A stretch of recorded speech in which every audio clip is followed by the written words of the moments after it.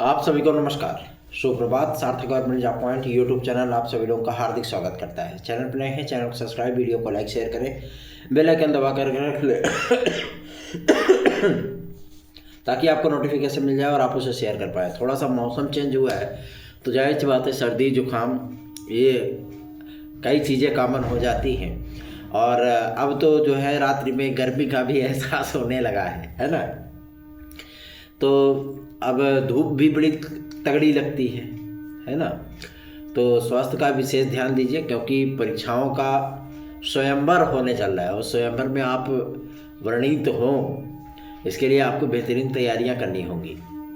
आएंगे मुद्दों पर बातचीत करने के लिए, और बातचीत आप सभी लोगों के हित की ही होगी, इसलिए वीडियो में एंड तक जरूर बने रहें और चैनल को सब्सक्राइब न किया हो सब्सक्राइब कर लें।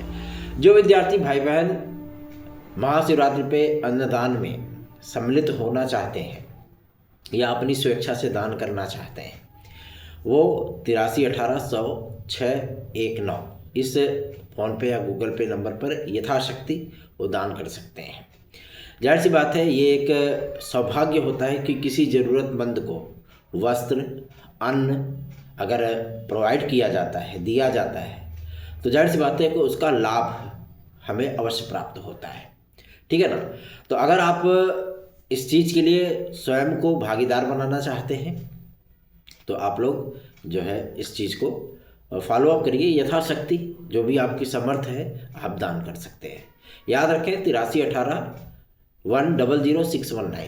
है ना, 8318 ये फ़ोन पे या गूगल पे का नंबर है। जो भी आपकी यथाशक्ति बन पाती है आप आराम से इस पर दान कर सकते हैं।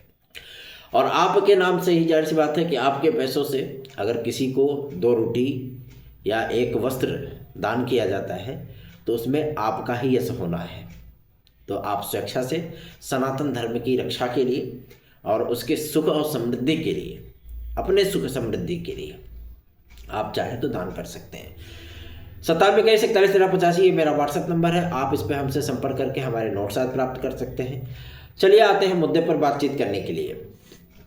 पहला मुद्दा है टीजीटी पीजीटी 2016-2021 का। देखो भैया, आप लोगों की फाइल वाइल एकदम कंप्लीट हो गई है। 2 आप लोगों को शपथ पत्र लगाने हैं 100-100 रुपए के। ठीक है ना। जाहिर सी बात है कि आप सभी लोग तो बनवा करके हमें दे नहीं पाओगे, है ना। और इसके लिए एक नोटरी 10 वाला नोटरी नहीं लगेगा, उस पर 100-100 रुपये के 2 स्टाम्प लगेंगे। एक शायद 200 रुपये का लगेगा। एक निदेशालय जाएगा और एक जो है मतलब आपकी नियुक्ति के संबंध जो चीज़ें वो होंगी, जो हमें वहाँ से कहा गया है, वो आपको जब फाइनल हियरिंग लगेगी कोर्ट में आपकी, तो उसमें आप लोगों को जो है वहाँ पे जमा करना होगा, मतलब वहाँ पे जमा होगा। तो आप सभी लोग जितने भी हमारे भाई बहन हैं टीजीटी पीजीटी 2016-2021 की, वो हमसे संपर्क कर लें यथाशीघ्र ही, क्योंकि अब आप सभी लोगों का कार्यक्रम भी एक्सटेंड कराना है, फटाफट आप लोगों की नियुक्तियां करवानी है। तो ये एक महत्वपूर्ण प्रोसेस है, इससे आपको गुजरना होगा। और चूँकि कुछ ऐसी भी स्थितियां हैं कि बहुत से विद्यार्थी ऐसे भी हैं जिनके फार्म में उन्होंने अपना एंट्री किया है, स्पेलिंग आदि में भी जो है मतलब गड़बड़ियां हैं, कुछ त्रुटियां हैं उनके जो है फार्म आदि में। वो विद्यार्थी भी यथाशीघ्र जो है वो संपर्क कर लें। टीजीटी पीजीटी 2016-2021 के विद्यार्थी जो मुझसे जुड़े हैं, मैं उनकी बात कर रहा हूँ। ठीक है ना। यथाशीघ्र संपर्क करें ताकि हम लोग भी प्रक्रिया को आगे बढ़ा सकें। ठीक है। और कोशिश हम लोगों की यही है कि आप लोगों को यथाशीघ्र नियुक्तियाँ मिल जाए, आप लोग जो है विद्यालयों में प्रेषित करा दिए जाएँ। तो भाई कोर्ट है तो जाहिर सी बात है वो सारी चीज़ें हमको फॉलोअप करनी पड़ेगी ना। चलिए आते हैं मुद्दे पर। Age relaxation. बहुत से विद्यार्थी इस बात को लेकर के हमारे पास कॉल किए थे कि पीसीएस 2025 में एज रिलैक्सेशन नहीं मिला। विज्ञापन आ गया लेकिन उसमें एज रिलैक्सेशन जैसा कोई भी प्रावधान नहीं किया गया है। बात तो सत्य है, क्योंकि जब इसके संबंध में बातचीत की गई थी तो शासन का एक सीधा डायरेक्शन जो है उत्तर प्रदेश लोक सेवा आयोग के अधिकारियों तक आया कि इस संबंध में आप निर्णय करिए कि किस तरीके से विद्यार्थियों को एज रिलैक्सेशन देना है। देखिए, जो आरक्षित वर्ग होता है, ठीक है ना, उनको 5 साल की छूट पहले से ही मिलती है। दूसरा ये कि जो अनारक्षित वर्ग होता है उसको 40 साल तक का मौका दिया जाता है। और ऐसी परिस्थितियों में यदि आयु सीमा की छूट 3 वर्ष बढ़ाई जाती तो ये 43 हो जाते और उधर वो 8 साल को एक्सटेंड करना पड़ता है। ठीक है ना, इसमें इनको दिक्कतें आ रही थी कि हमें बहुत सारी चीज़ें बदलनी पड़ेंगी और अच्छा खासा इन्होंने जो मतलब मुसीबतों का पहाड़ बता दिया इस संबंध में, इसीलिए निर्णय नहीं हो पाया। इसीलिए आनन फानन में, क्योंकि अभी पीसीएस प्री 2024 का ही परिणाम नहीं जारी कर पाए हैं, ठीक है ना, लेकिन इन्होंने 25 की तैयारियां शुरू कर दी। आनन फानन में इन्होंने विज्ञापन जारी कर दिया कि अगर शासन ऐसा कोई निर्णय कर लेता है कि आप एज रिलैक्सेशन दे दो तो जाहिर सी बात है कि हमको दिक्कतों का सामना करना पड़ेगा। इसलिए आनन फानन में इन्होंने क्या किया, विज्ञापन जारी कर दिया। अब स्थितियाँ ये बन रही हैं, मैं आप सभी लोगों को बताना चाहता हूँ कि हम लोगों ने एक स्ट्रक्चर बनाया है कि किस तरीके से अपने बातों को जनप्रतिनिधियों तक ले जाना है और उनसे यथाशीघ्र निर्णय करवाना है, ताकि उत्तर प्रदेश लोक सेवा आयोग के द्वारा जारी किए गए विज्ञापन में 2025 पीसीएस के विज्ञापन में ओवर एज हो चुके विद्यार्थियों को एज रिलैक्सेशन मिले, ताकि वो भी आवेदन कर सकें, चाहे वो किसी भी कैटेगरी के हों, किसी भी वर्ग के हों, चाहे वो सामान्य वर्ग से आते हों या आरक्षित वर्ग से आते हों। सभी विद्यार्थियों को कोविड काल के चलते एक अवसर दे देना चाहिए। ठीक है ना, इसके संबंध में आज उत्तर प्रदेश लोक सेवा आयोग में हम लोग एक ज्ञापन भी देंगे और सचिव महोदय से रिक्वेस्ट करेंगे कि वो प्रपोजल जो है वो डायरेक्ट शासन को प्रेषित करें, क्योंकि जब संबंधित संस्थान अगर कोई प्रपोजल भेजता है तो जाहिर सी बात है उसका इम्पैक्ट कुछ और ही होता है। कोशिश हम लोगों की जारी है और उम्मीद की जा सकती है कि आप लोगों को यथाशीघ्र ही आवेदन करने का अवसर अवश्य प्राप्त होगा। कल शिक्षा सेवा चयन आयोग में भी शासन स्तरीय एक मीटिंग थी, जिसे वीडियो कॉन्फ्रेंसिंग के जरिए आदरणीय माध्यमिक शिक्षा मंत्री महोदया जो है वो फेस कर रही थी। ठीक है ना, और सबसे बड़ी चीज़ ये है कि जो इम्पैक्ट हमें टीजीटी पीजीटी 2022 और 2025 के विज्ञापनों में दिख रहा था, वो सारी चीज़ें वहाँ पे नहीं दिखी। वजह उसकी ये हो सकती है कि 2022 में पदों को जोड़ना है, एक सरदर्दी तो इनकी ये है। दूसरा ये कि 2025 में अब भाई माध्यमिक शिक्षा मंत्री ने बोल दिया था विधानसभा में कि हमारे पास इतने पद रिक्त हैं, तो विद्यार्थियों ने यही तड़ लिया कि भैया 25,000 पद रिक्त हैं तो चलो ठीक है, कुछ पद जो है इसी में जोड़ दो या पूरा पद इसी में जोड़ दो। तो वो चीज़ें तो पॉसिबल नहीं हो पाती। लेकिन अब समस्या इस बात को लेकर के आ रही कि अधियाचन कब आएंगे। मैं आप सभी लोगों से बताना चाहता हूँ कि अधियाचन की प्रक्रिया इनकी स्टार्ट हो चुकी है और जिस प्रारूप पे इनको अधियाचन भेजे जाने हैं वो प्रारूप शिक्षा निदेशालय प्रेषित किया जा चुका है, क्योंकि शिक्षा निदेशक ही अब अधियाचन प्रेषित करेंगे। और सबसे बड़ी चीज़ ये है कि जितने भी संयुक्त शिक्षा निदेशक थे, ठीक है ना, मंडलों के संयुक्त शिक्षा निदेशक, या तो वो आए थे, उसमें से 8 या 9 ही आए थे, शेष के प्रतिनिधि आए थे, ठीक है ना, जिसको आप पर्सनल असिस्टेंट बोल सकते हो। वो लोग आए, बातचीत किया उन्होंने और विज्ञापनों के बारे में चर्चा परिचर्चा हुई इनकी। ठीक है ना, पदों की संख्या का ब्यौरा इन्होंने बताया कि हमारे पास इतने तदर्थ शिक्षक हैं जो कार्यरत हैं, जो पढ़ा रहे हैं विद्यालयों में। 2022 के विज्ञापन में इतने पदों का अधियाचन मिला था, जिसका विज्ञापन जारी हो चुका है। 13,39,000 विद्यार्थियों ने आवेदन किया उसके लिए, जिसकी परीक्षा मई माह में संभावित है, प्रस्तावित है। जून माह में पीजीटी। लेकिन 2025 के विज्ञापन के सिलसिले में जो बातें आदरणीय माध्यमिक शिक्षा मंत्री महोदया से डिस्कस की गई, उन सारी चीज़ों को मैं आप लोगों तक डिस्कस करना चाहूँगा, बताना चाह रहा हूँ। माध्यमिक शिक्षा मंत्री महोदया ने एक बात स्पष्ट कर दिया है कि 2 फेस में भर्तियाँ करिए आप। ठीक है ना, मतलब अगर हमारे पास 28,000 पद रिक्त हैं तो हम 2 फेस में जो है विज्ञापन निकालेंगे। ठीक, एक बार में आप 14-15 पकड़ लीजिए, एक बार में आप 12-13 पकड़ लीजिए। ठीक है, ऐसे ही विज्ञापन आपको देखने के लिए मिलेंगे। पूरे पदों का विज्ञापन आपको देखने के लिए नहीं मिलने वाला। मतलब स्पष्ट है कि आप लोगों को 25,000 या 28,000 का विज्ञापन देखने के लिए नहीं मिलेगा, पहली चीज।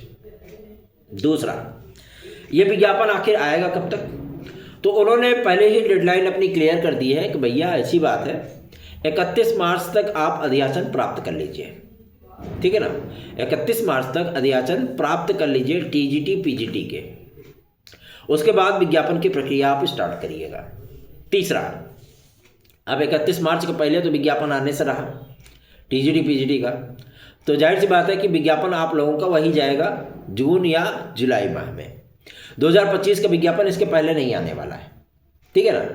जो लोग इस बात को लेकर के बोल रहे थे कि नहीं अभी विज्ञापन तुरंत हम जारी करवा रहे हैं, है ना, हमने कहा भाई ताकत थोड़ा लगा करके आप भी देखो, हो सकता है कि आप एक जोर लगाने से आ जाए। वो बेचारे थक हार करके बैठ गए और गायब हो गए पूरी तरीके से मार्केट से। तो ऐसी परिस्थितियों में जाहिर सी बात है कि समस्याओं का सामना करना पड़ता है। और अभी शिक्षा निदेशक महोदय से हम लोगों ने इस बात को क्लियर किया कि क्या एलटी ग्रेड जीआईसी प्रवक्ता के अध्याचन भेजे जा रहे हैं। तो उन्होंने बताया कि जो अध्याचन हम प्रेषित किए थे, उत्तर प्रदेश लोक सेवा आयोग ने इस बात को क्लियर किया कि भैया ये फॉर्मेट मेरा नहीं है, जिस फॉर्मेट पे मैंने मंगवाया अध्याचन वो फॉर्मेट ही नहीं है। हम भी अरविंद केजरीवाल बन गए हैं है ना।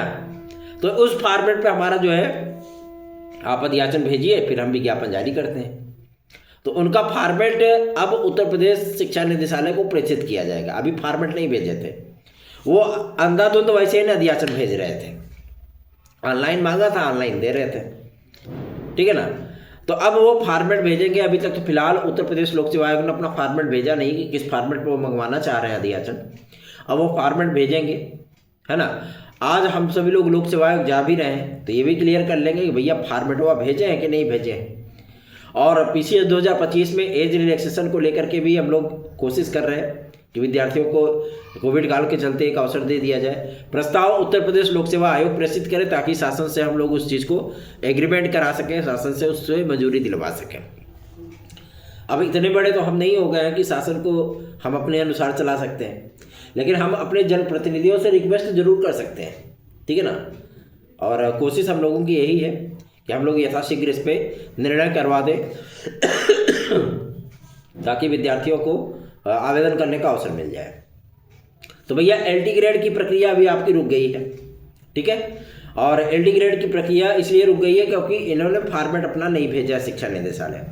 अब ये फॉर्मेट प्रेषित करवा दें, उसके बाद अध्याचन की प्रक्रिया तो केवल और केवल 3 से 4 दिनों के भीतर वो हम पूरी करवा लेंगे। तो एलटी ग्रेड जीआईसी प्रवक्ता का भी मैटर क्लियर हो जाएगा।